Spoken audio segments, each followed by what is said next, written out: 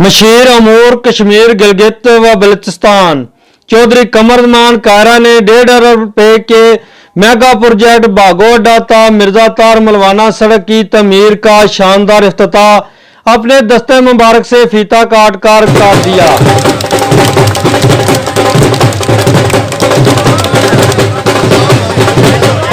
बागोडा पहुंचने पर चौधरी कमरमान कायरा का पुरतबाक इस्तकबाल, ढोल की थाप पर भंगड़े, गले में फूलों के हार और फूलों की पत्तियां निछावर करके chief executive Tulip Hotels Chaudhry Mohammad Sharif Mirza तार, Chaudhry Tariq Ali Agha, Chaudhry Bobby Gujjar, Chaudhry Ghazanfar, Malik Bobby, general electronics Kharian व दीगर ने किया।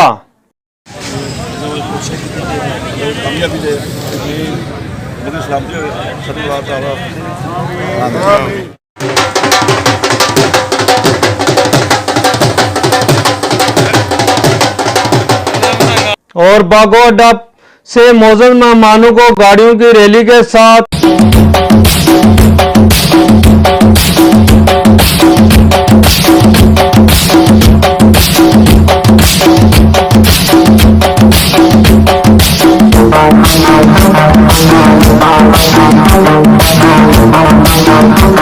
गांव मिर्जा तार चौधरी मोहम्मद शरीफ की रिहायशगाह लाया गया। वहां पर भी शानदार इस्तकबाल, ढोलों की थाप पर भंगड़े डालकर गले में फूलों के हार और फूलों की पत्तियां निछावर करके किया गया। इस मौका पर सदर पाकिस्तान पीपल्स पार्टी जिला गुजरात चौधरी जिया मोहुद्दीन, साबिक वजीर खजाना पंजाब चौधरी तनवीर अशरफ कायरा, साबिक तहसील नाज़म खारियां चौधरी नदीम असगर कायरा समेत इलाका की मरूफ सियासी समाजी शख्सियत, साबिक यूसी नाजमीन व चेयरमैन और अहले इलाका की बड़ी तादाद भी मौजूद थी। इफ्तिताही तकरीब व अवामी इकट्ठ का इनेकाद चौधरी मोहम्मद शरीफ चीफ एग्जीक्यूटिव ट्यूलिप होटल्स की रिहायशगाह गांव मिर्जा तार में हुआ, जिसमें चौधरी कमरमान कायरा, चौधरी नदीम असगर कायरा, चौधरी जिया मोहुद्दीन कायरा, चौधरी मोहम्मद शरीफ, चौधरी इरफान मलवाना व दीगर ने खिताब किया। मेगा प्रोजेक्ट के अगले मरहले में अनकरीब लाला मुसाता नूनावाली रोड का इफ्तिताह किया जाएगा। इफ्तिताही तकरीब के दीगर नुमाया शुरका में चौधरी असगर पसवाल, चौधरी साजिद हुसैन बाशना, चौधरी फरूक पसवाल, चौधरी अब्दुल रज़ाक डाऊ, Chaudhary Mohammad Iqbal Chak Khalas, colonel retired Imtiaz Ahmed, colonel Zafar Ahmed, Chaudhry Mazhar Noor advocate, Agha Tariq, Chaudhry Qamar Sharif, Chaudhry Umar Sharif, Chaudhry Bobby Gujjar अमरीका, मेयर खालिद सैना, नईम अवान, कामरान अली भट्ट, यासीन भट्ट, रफीक भट्टी, चौधरी जवेद वड़ाइज, सैयद तनवीर नकवी, अतीक लाल, सैयद अमजद शाह, मोहम्मद फैजान, नसरुल्ला चौधरी व दीगर अहले इलाका शामिल। इलाके के बंदे आए ने, सब का शुक्रिया भी अदा करना और नाल ही मैं छोटी जी गल गुजारिश करना चाहना कि हुण आमदियां रस्ते विच एक चीज़ का बड़ा मसला आ रहा साडे एरिए विच, खास करके जिसमें स्कूल दियां बसां आउंदियां ने, चढ़ते पासे कब्रस्तान कोल उत्थे स्टक हो जांदियां ने, ट्रैफिक अद्धा घंटा फस जाती है। तो मैं गड्डी च बैठे कैरा साहब नाल मशवरा किया कि अगर असी इधरों बाईपास कढ़ लीए तो की ख्याल है। इन्हें आख्या बहुत अच्छी गल है, बल्कि इन्हें आख्या कि अगर तुसी कढ़िया होंदा।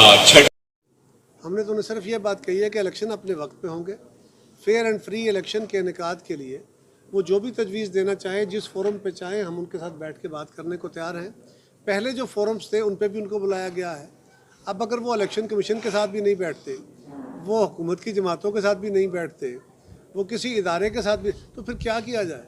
वो असल में कहीं बैठने वाले हैं ही नहीं। गुजारिश की कि मुख्तलिफ एक ज़रूरी फ़ैसले करने पड़े। वो मजबूरी के फ़ैसले थे, ज़रूरी फ़ैसले थे, और ये जानते हुए कि इन फ़ैसलों की बदौलत आवाम को मुश्किलात होंगी, वो फ़ैसले करने इसलिए ज़रूरी थे कि उससे मुल्क बचाएगा। बहरहाल वो बहुत ज़्यादा था, आवाम की बिलाशुबा तकलीफ़ों में बहुत इजाफ़ा हुआ, लेकिन अब तेल की कीमतों में भी कमी होती जा रही है, डॉलर की कीमत भी कम हो रही है, बिजली की कीमत भी कम होगी इंशाल्लाह बहुत जल्द, गैस की कीमत भी कम होगी। उसके नतीजे में ओवरऑल इन्फ्लेशन के ऊपर कंट्रोल होगा, महंगाई कंट्रोल होगी। एक वजह सप्लाई साइड है, हुकूमत के फैसले हैं, टैक्सेस हैं, और दूसरी वजह सूबाई हुकूमतों का मार्केट्स के ऊपर कंट्रोल ना होना है। इस वक्त जो कोई होर्डिंग कर रहा है, जो कोई अपनी मर्ज़ी का रेट दे रहा है, जो सूबाई हुकूमतों का काम है वो मुकम्मल तौर पे उसमें फेल हैं, उसमें गैर फाल है। उसकी वजह से लोगों की ज़िंदगी में और मुश्किलात आ गई हैं। सो सूबाई हुकूमतों को भी आगे बढ़ना चाहिए और मरकज़ी हुकूमत अपने इक़दामात से इंशाअल्लाह ताला अब दिनों में ये काम शुरू हो गया है, अगले दिनों में आप देखेंगे कि इसके समरात लोगों तक पहुँचेंगे। आने वाले बहुत अफसोसनाक सूरत हाल है। पाकिस्तान के सबसे अहम ऑफिस यानी वज़ीर आज़म के दफ्तर में, जहाँ पाकिस्तान की किस्मत के फ़ैसले होते हैं, ख़ारजा पॉलिसी के, दाखिला पॉलिसी के, इकॉनमी के, सिक्योरिटी के, बाकी, तो वहाँ की गुफ्तगू अगर इस तरह रिकॉर्ड होती है तो वहाँ तो बड़ी हसास गुफ्तगू भी होती है, हसास इंफॉर्मेशन शेयर होती हैं। अगर ये सूरत हाल हो तो बहुत अफसोसनाक है। इस पे कमेटी बनी है, तहकीकात हो रही हैं और उसको करार वाकई सज़ा मिलनी चाहिए, मिलेगी। लेकिन ये क्योंकि खान साहब के दौर में भी रिकॉर्डिंग होती रही, तो ये पीछे से चली आ रही हैं। जो भी कोई किसी ने इक्विपमेंट लगाया, क्या किया, अब उसकी तहकीकात के बाद करार वाकई सज़ा दी जाए। तो जी, पाकिस्तान पीपल्स पार्टी की हुकूमत हमेशा मज़दूरों और किसानों के हकूक़ के लिए हमेशा कोशां रहती है।